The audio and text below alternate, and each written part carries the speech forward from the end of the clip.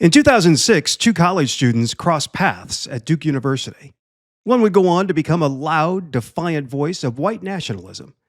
The other would stay in the background, quiet, calculated, invisible to most, but far more dangerous. Because while the first one grabbed headlines, the second would write policy, ruthless policy, policy that changed lives, policy that broke families. And Stephen Miller is still behind the scenes today, scripting out just about every policy and decision being made in the White House. If you enjoy contemporary history stories like this, hit that like button, subscribe to History, and become a member. We drop new episodes every Sunday and Wednesday. These are the stories they tried to erase, but stories that must be told.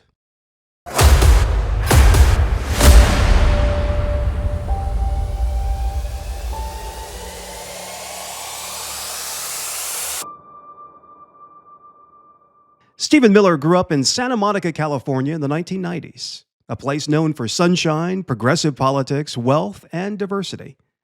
His family lived in a very nice neighborhood, and Stephen attended Santa Monica High School. His classmates were a mix of backgrounds: Latino, Black, white, Asian, gay, straight, immigrant, and native-born, and that bothered him. But to understand Stephen Miller, you have to go back further. Before high school, before politics, back to the people who made his life in America possible. Stephen Miller's great-great-grandfather, Volab Glosser, came to the United States in 1903 from what is now Belarus. He arrived at Ellis Island with $8 in his pocket. He spoke Polish, Russian, Yiddish, but he didn't speak English. He was fleeing pogroms, violent, state-condoned assaults targeting Jewish families across Eastern Europe. These weren't spontaneous outbursts. They were organized terror campaigns. Villages were burned, synagogues destroyed, women attacked, children killed, entire communities wiped off the map. Volab left everything behind to escape it. He came here to survive. He settled in Johnstown, Pennsylvania, and started small, selling dry goods from a horse-drawn cart. His eldest son, Nathan, followed. Together, they worked brutal hours, sending what little money they had back to the old country so the rest of the family could eventually join them. In 1906, that included young Sam Glosser, Stephen Miller's great-grandfather. This was not a privileged family. They worked, sweated, sacrificed, and they rose. From peddlers to shopkeepers to running a haberdashery, then a chain of discount department stores. At its peak, the business employed thousands of people and was listed on the American Stock Exchange. In just a few generations, it's the all-American success story. They went from refugees escaping ethnic violence to educated, prosperous American citizens. That's the foundation Stephen Miller was born into. And he never talks about it. He doesn't celebrate it. He doesn't connect with it. And he doesn't seem to care that had Volab Glosser waited just a few years longer, immigration policies in the United States likely would have kept them out, and the Holocaust would have claimed them, just as it did nearly everyone else in their hometown of Anapol, Belarus. Instead, Stephen Miller built his identity on the idea that immigrants were a threat, that multiculturalism was a weakness, that inclusion was dangerous. As a teenager in Santa Monica, Miller immersed himself in right-wing talk radio. Rush Limbaugh was his idol. He wrote furious letters to local newspapers condemning immigrants, political correctness, and tolerance itself.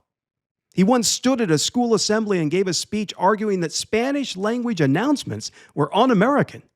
The room froze. Some thought it was a stunt, but Miller wasn't joking. At 16, he delivered one of his first public bombs. Osama bin Laden would feel very welcome at Santa Monica High School. There were laughs, nervous ones, but again, Miller was dead serious. He didn't want to be accepted. He wanted to be heard. And the more controversial he became, the more alienated he got. Friends distanced themselves. Teachers struggled to reach him. Even family members didn't understand what was happening. But he kept writing. He defended border walls, argued that racism wasn't real, but illegal immigration was, that diversity made America weaker, that systemic inequality was a myth, and the real victims were people like him. By the time he got to Duke University, he wasn't there to learn. He was there to sharpen his weapon. It was at Duke where he met Richard Spencer, a far-right graduate student who would later become one of the most infamous white nationalists in America. But back then, he was just another ideologue looking for an ally. He found one in Stephen Miller. According to Spencer, the two worked closely. He later said Miller was totally open to the idea of white identity, that he believed Western civilization was under attack and needed defending. Miller began organizing campus events and inviting controversial speakers, David Horowitz, Peter Brimlow, voices known for anti-immigrant, often white nationalist rhetoric. But Miller wasn't just booking rooms. He was absorbing the message, repeating it, and amplifying it. And then came the moment that confirmed who he really was. During one of these events, Miller stood before a crowd and defended the internment of Japanese Americans during World War II. Not as a mistake, not as a tragedy. He said it was justified. Ethnicity-based detention was necessary for national security, that America had every right to imprison its own citizens if it made others feel safer. That wasn't about debate. That wasn't curiosity. That was cold, deliberate ideology. And he said it less than 2 decades after President Ronald Reagan signed the Civil Liberties Act of 1988, which formally acknowledged that internment was wrong. Reagan apologized. The government paid reparations to survivors. There was bipartisan agreement, Republicans and Democrats alike, that what had happened to Japanese Americans was a national shame.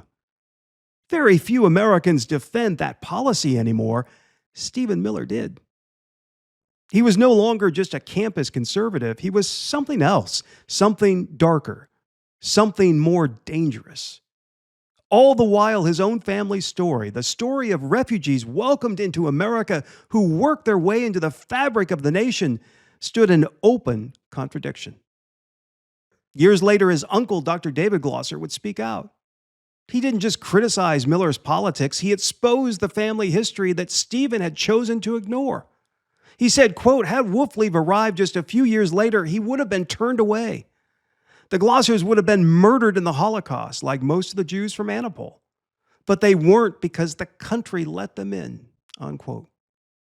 He pointed out that even after arriving, the family faced hatred and suspicion like many immigrant groups, but America didn't bar the door. And because of that, generation of Americans got the chance to live, thrive, and contribute. Stephen Miller never mentions any of that because it doesn't fit his narrative. After college, Miller became the communications director for Senator Jeff Sessions, a man known for his hardline stance on immigration. From there, he joined Donald Trump's presidential campaign, then the White House. And while Sessions, who became Attorney General, eventually was removed from Trump's bitter anti-immigrant orbit, Miller remained. He helped craft the Muslim ban. He pushed for separating families at the border. He tried to end birthright citizenship for Dreamers. He launched aggressive ICE raids in sanctuary cities. By the time Stephen Miller was shaping national immigration policy, it wasn't just his public statements raising alarms. It was the source material behind them. In 2019, nearly 1,000 emails Miller had sent to editors at Breitbart News came to light. And they showed in detail how deeply embedded he was in the world of white nationalist media. In those messages, Miller didn't just echo anti-immigrant views, he promoted them. He pushed links to sites like VDare, which publishes explicitly white supremacist content.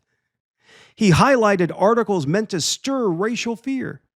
He referenced books and ideas that claimed immigration was destroying Western civilization. And he encouraged Breitbart editors to shape their coverage around those ideals. The emails were provided by Katie McHugh, a former Breitbart editor who had once been a true believer in the far right. But she later left that world and described it as evil. She said she witnessed firsthand how white supremacy operates behind the scenes, and she turned over the emails to show just how close it had come to the center of power. She called it a warning, and it was. Today, Miller is behind a sweeping playbook for Trump's second term, a plan that bears his name in everything but ink. It's a plan he's been working on since the day Trump lost in 2020. A roadmap for unchecked executive power. A list of actions designed to detain, deport, and dehumanize. Trump denied it during the campaign, but every week since returning to office, elements of Project 2025 have come to life. Mass deportation squads, expanded detention camps, new limits on birthright citizenship, power shifts that would give the White House control over independent agencies and wipe out career experts in government who have knowledge of how the law is supposed to work. Blocking credentialed journalists and organizations from rightful spots to cover historic events while threatening lawsuits to minimize negative coverage. Challenging judges, threatening impeachment, while sometimes ignoring court rulings altogether. Stephen Miller's fingerprints are everywhere. This isn't a debate about immigration anymore. It's about power. It's about targeting people based on race, religion, and national origin. And no matter what side of the political aisle you're on today, history is crystal clear. Once a nation starts legally dividing people into insiders and outsiders, favored and feared, safe and disposable, justice doesn't survive. Trump didn't write this plan. Neither did his chief of staff. It came from the shadows, from a quiet architect who's been laying the groundwork for years. Stephen Miller, the angry teenager who once defended internment camps while ignoring his own family's struggle and survival from them. And while we tell history stories here, it's clear Stephen Miller is not finished. New episodes drop twice a week only on Heath's Story. If you'd like to support the channel, subscribe now, leave a like and a comment, and become a member by clicking below.